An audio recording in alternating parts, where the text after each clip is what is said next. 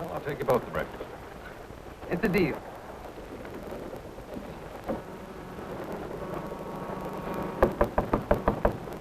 LMA? LMA? LMA, open the door. Oh, get the porter. What for? Never mind, just get him and hurry. LMA! LMA! Open the door!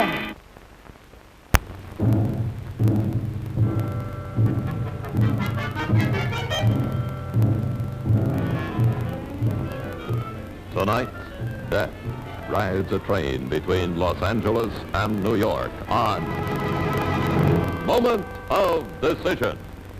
A Ford Theater presentation brought to you by Ford and the Ford dealers of your community.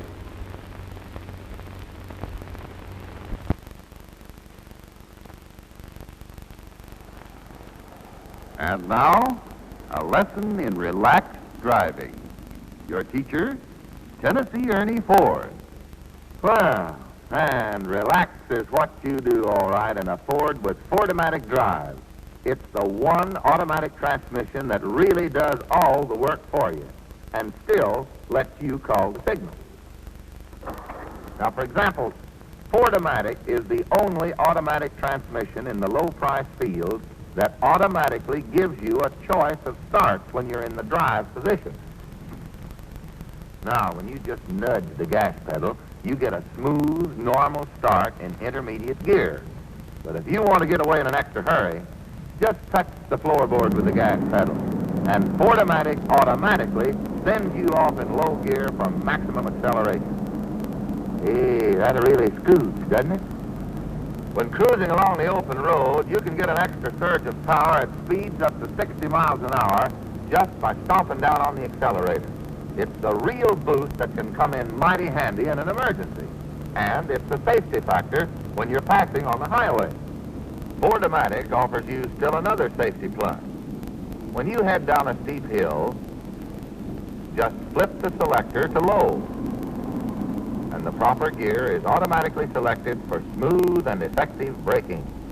And only in Ford-O-Matic do you find such an efficient combination of both turbine and automatic gears for smooth and instant response. Only Ford-O-Matic offers you so many advantages for so little money. Better see your Ford dealer soon and try out one of his Ford-O-Matic Fords. Once you shift to Ford-O-Matic, you'll never shift again.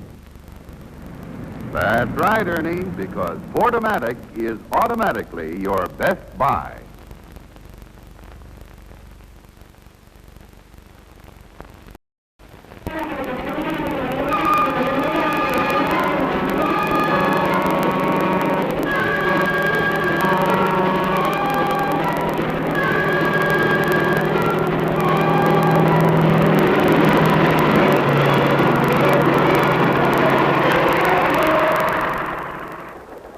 Abruptly, she turned and walked out of the apartment.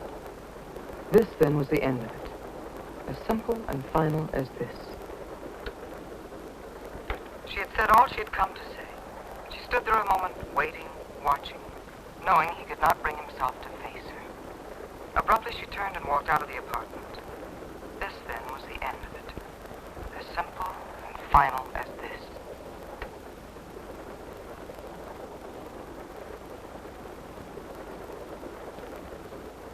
Tag, let go of me. I'm warning you. I want to see that telegram, Marion. You won't. Your husband, I've got a right to see it. Let go. From him, isn't it? Tag, I'm not going to listen to your accusation. Well, if it's all so innocent, then show me the wire. Oh, stop it. You're obsessive. You're sick. Marion, one of these days you're going to push me too far.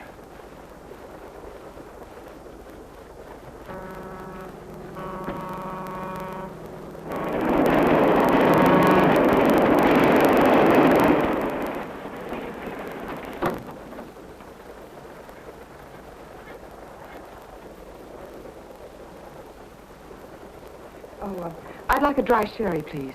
Yes, ma'am.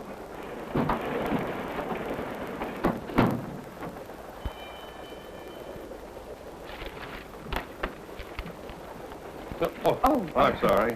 Oh, that's all right. I hope I didn't hurt you. Oh, not at all. It was my fault. Bourbon water, please. Yes, sir. I just saw Marion.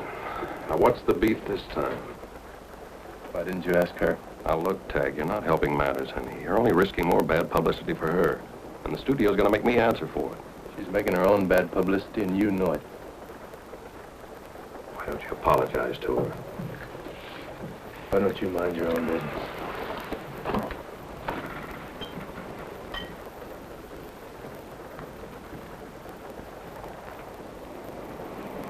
Care to join me? I've ordered things.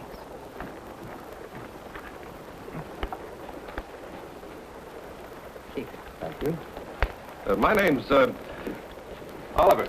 Grady Oliver. Your name's Dean, isn't it?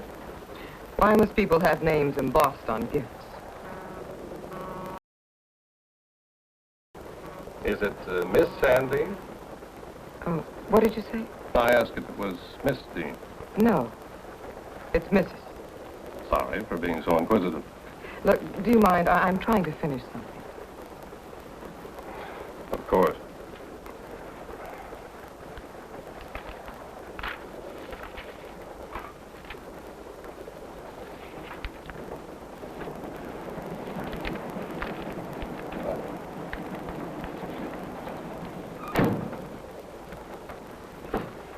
I'd like a drink, Dad. Double drink. Sandra, please. Let's have dinner. I'd like a drink first, if you don't mind. No. Oh, I'm going back to my room. I'm not hungry. Oh.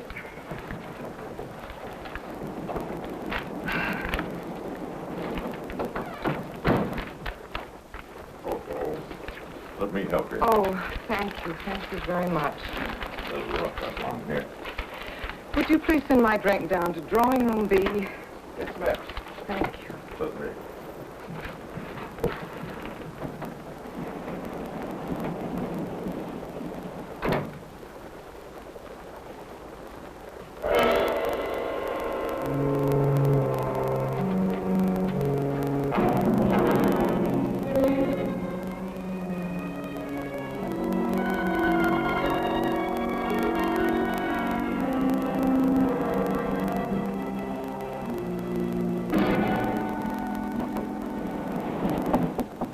Come in.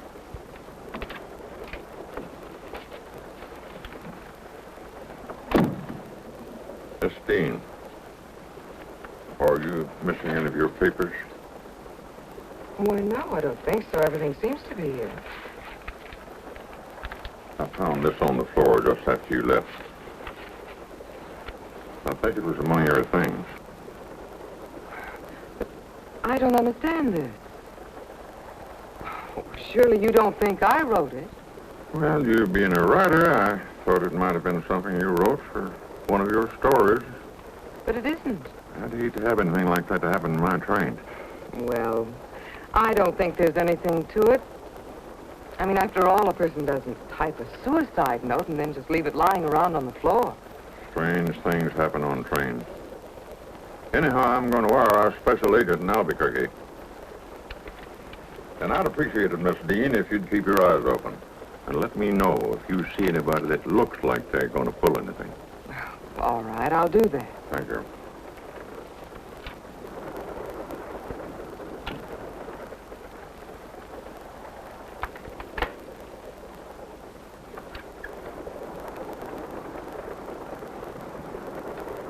Oh, Mr.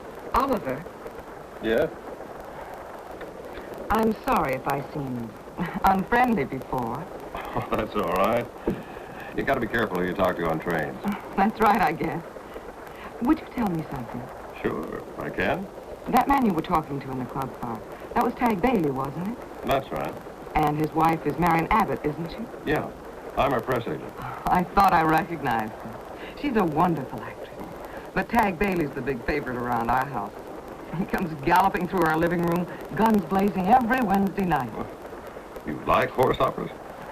Brewster's, Bruce? Oh, your boy. my husband. Well, he must be a... Sorry. Oh, that's all right. He admits it's an infant regression. He sounds like a psychiatrist. No, he's in insurance. So what do you do? I am writing a novel. No. Wait a minute. Ann Dean, you wrote the novel Second Love, didn't you? Guilty. Well, that was Marion's big picture last year. That's right. Well, what do you know? We're on our way to New York to plug her latest picture. Are you going to New York? Yes, I'm taking this new novel to my publisher. Trying to lick the last chapter before I get there. I don't see how I can do any good writing under pressure. Who says it's good? Anyway, it's an excuse to get away for a while. Get away? From what? Well, writing is lonely. So's traveling. Well, I was just about to have dinner alone. Care to join me? All right.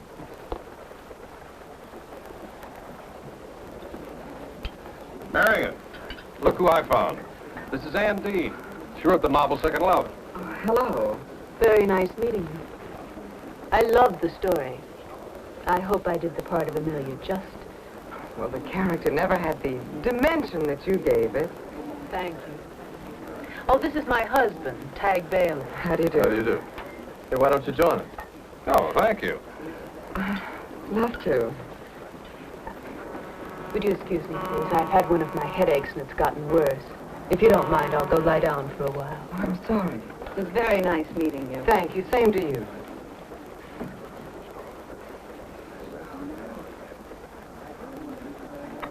Tag, maybe you ought to see if there's something you can do, Yeah.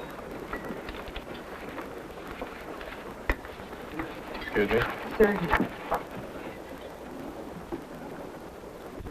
Poor guy. You know, I overheard them quarreling in the corridor. Does that go on all the time? It's been murder with those two. Makes my job tough keeping their beefs out of print.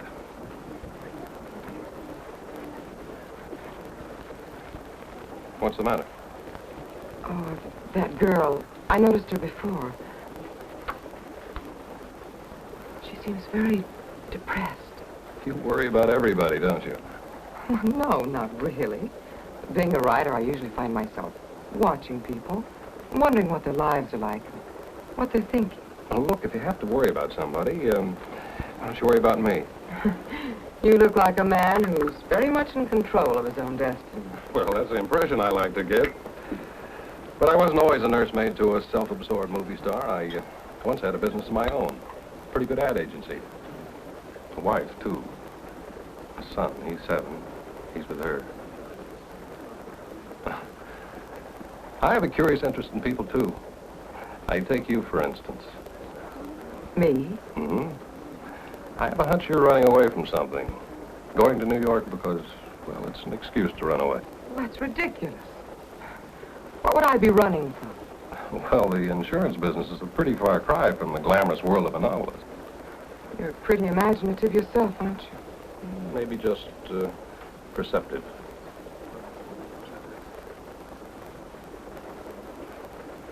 Will you excuse me a minute? Look, will you stop worrying about her? I'll be right back.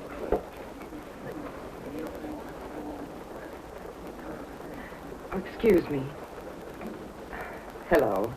We noticed that you were alone and wondered if you'd care to join us for dinner. Well, I've often traveled alone on trains and felt that I'd like to be with someone to talk to. you're very kind, but I don't feel like talking to anyone. Well, I understand. How about breakfast in the morning? No, thanks.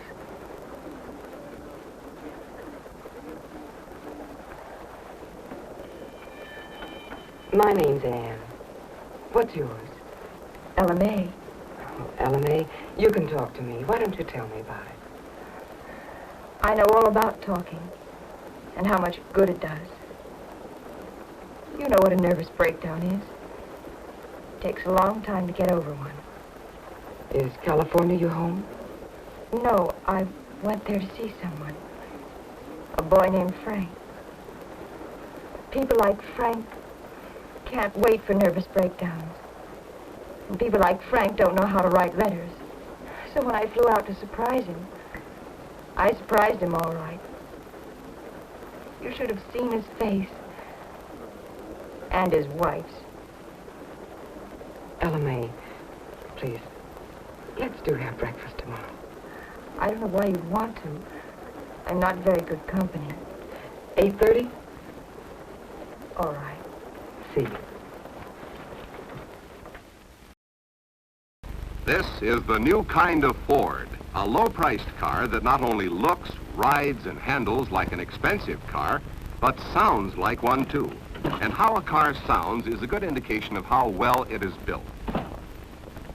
When you slam the trunk lid of a Ford, for instance, you hear a good, solid sound. And each time you open and close the precision-fitted doors, you hear further proof of Ford's solid construction. Now there's a sound that signals adventure ahead, the distinctive sound of Thunderbird V8 power. And of course, every Ford owner gets used to hearing this. Action test this new kind of Ford soon. You'll agree, Ford's solid construction makes it the fine car at half the fine car price.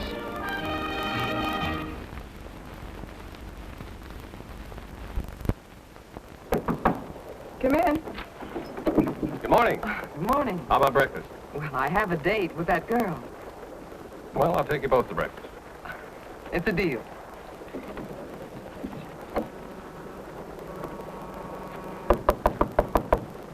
Ella May? Ella May? Ella May, open the door. Oh, get the porter. What for? Never mind, just get him and hurry. Ella May! Ella May! Open the door! What's the matter? Are you all right? Of course I am. Never mind, Grady. Oh, look, I'll meet you in the dining car. Okay. I took something to make me sleep last night. I must have overslept. Why don't you go on to breakfast? I'll just have some coffee brought in. See you later. Hi. Oh, well, where's your friend? Oh, she stood me up. Am I still invited? By all means. Does that say something about Marion Abbott? Believe me, I didn't plan it. Marion Abbott picture canceled.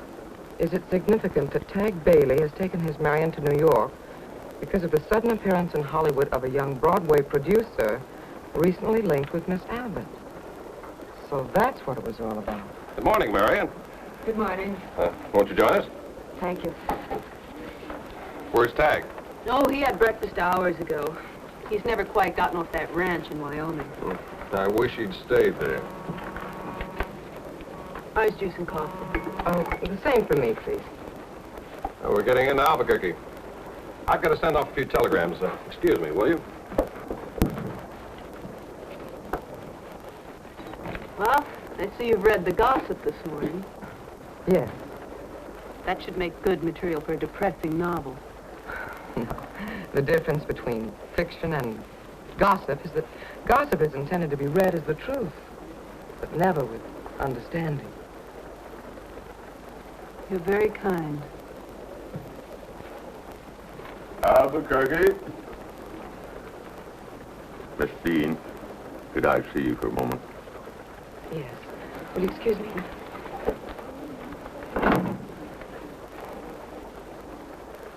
Special agent is boarding the train here. He'll want to talk with you.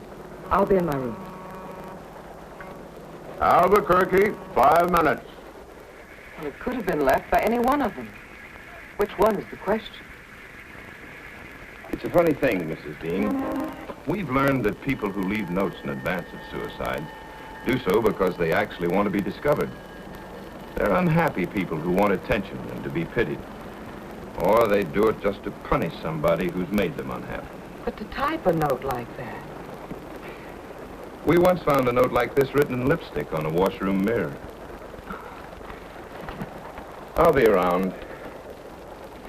Just keep talking to people like you've been doing. I will. Oh, excuse me. Excuse me. Oh. Sorry. Hello, Grady. What's his problem? Oh, he was looking for someone. Look,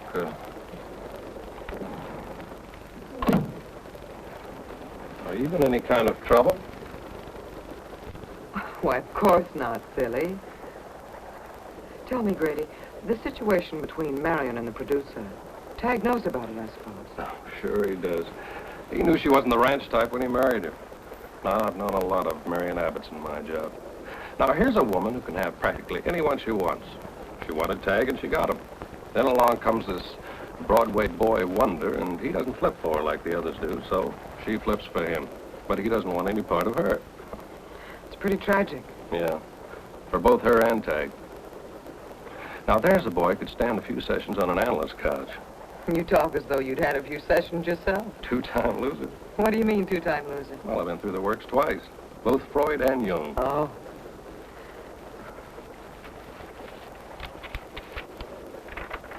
Well, I guess I can take a hint. I'll go on one condition: you have dinner with me. All right. Club car at 6 for drinks first. Sold. Good.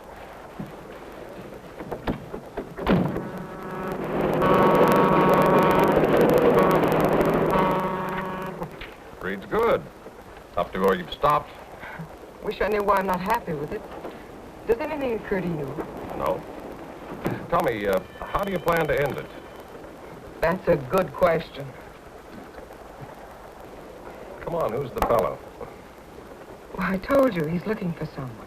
But be embarrassed. He's a nice-looking guy. I am not embarrassed. Besides, even if I were, it's... I know. It's none of my business. And you're right. Look, Ann, yesterday when I tried to strike up a conversation with you, you gave me the ice. Suddenly, you're as friendly as a little kitten. Sandra! Why didn't you wake me up? Why should I, Dad? You need to sleep. Oh, come on. Let's have dinner. Just a minute. I haven't finished. I'm sorry. It was an accident. You can have dinner by yourself. I'd appreciate it if you didn't serve my daughter anything more while she's on this train. Yes. I'll be right back. Will you wait for me?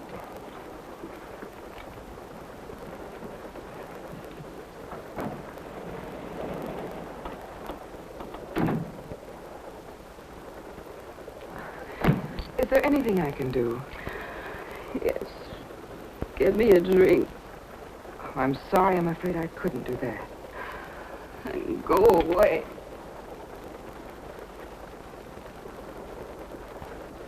It's your mother? She's beautiful. That's the story of my life. When they look at me, they always say that. Poor Sandra. Too bad she doesn't look like her mother. Oh, well, I didn't mean that. Well, that's all right. I'm used to it. Besides, when I've had a few drinks, I'm beautiful, too. Have you ever thought about killing yourself? Why, no, I never have. Well, I have. Lots of times. Look, I guess everybody... But I'm going to do it slowly. Drink by drink by drink.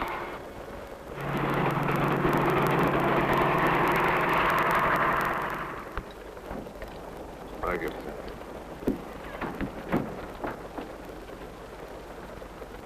Well, Florence Nightingale. If you're looking for an ice pack, I haven't got one. Thanks for waiting for me. You never answered my question before. You know why suddenly you were so interested in me yesterday? I don't know. You just suddenly seemed interesting. And I like you a lot. Well, I like you, too. Look, Grady, do you mind if I don't have dinner? I'm not very hungry. I shouldn't have said that, should I?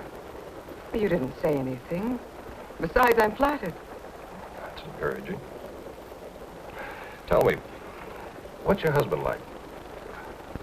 Oh, I have a picture of him. Oh, that isn't so encouraging. Oh, nice looking. Do you love him? Well, of course I do. When's the last time you told him that? Look, are you a marriage counselor, too? Not with my record. Come on, when's the last time you told him? I've decided on the ending for my book. Sad? Happy. Then it's fiction. It's commercial.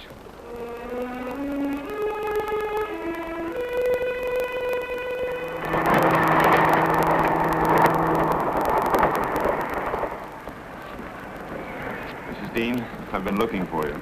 Did you find out anything last night? That young lady, Sandra Holmes, seemed to be... Oh, that must be my call. Excuse me, please. Certainly. Hello? We're ready on your call to Glendale, California. Go ahead, please. Hello? Hello, Bruce? This is Anne. Where are you? Where are you calling from? Kansas City. We have a 5-minute stop over here. I had to talk to you. I'm in a hurry myself, Ann. I've got an appointment at the lawyer's office this morning. Oh, all right. Then I'll call you tonight from Chicago. I'll be home about 8. Wait a minute. Did you say the lawyer's office? Yes, it's too late to talk now, Ann. Oh, by the way, did you get my note? Note? Look in your briefcase. And just remember, Ann, I meant every word of it. I've got to go now. Goodbye. What's the matter? Operator! Operator! Operator, That Glendale call. Get it back, please, and hurry. your party is hung up. Well, get him back, please, and hurry. My husband wrote that note. Call the Glendale police. He said he'd be home tonight. The number doesn't answer. He's left. Got to get home by 8 o'clock tonight. Come on, I'll get you on a plane.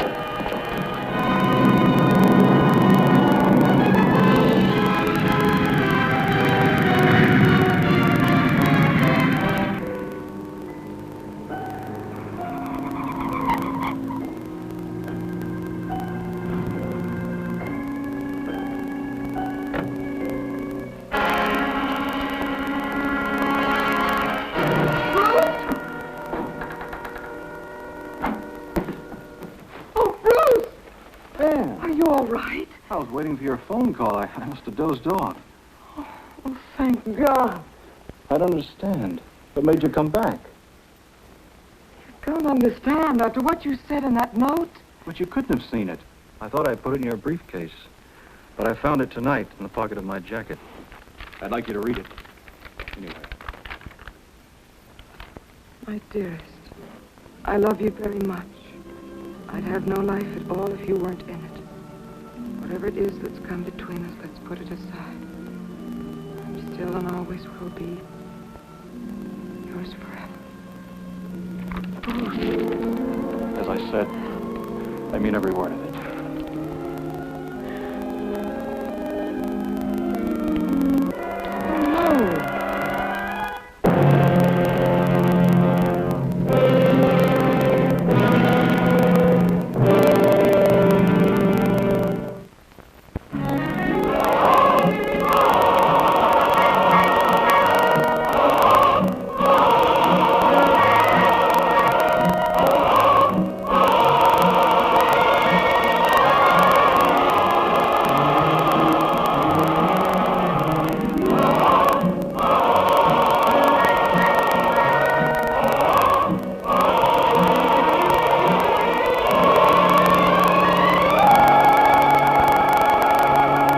Moment of Decision is a Ford Theater presentation brought to you by Ford and the Ford dealers of your community who invite you to come in and action test the new kind of Ford 457.